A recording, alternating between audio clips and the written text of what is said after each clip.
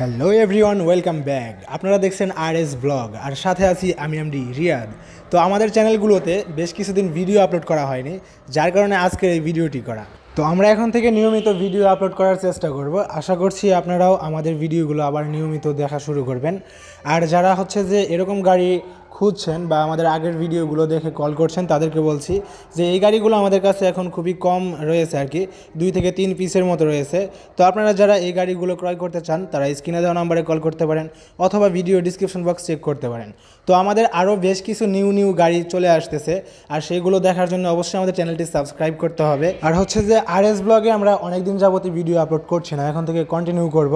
আর আপনারা সবাই আমাদেরকে সাপোর্ট করবেন।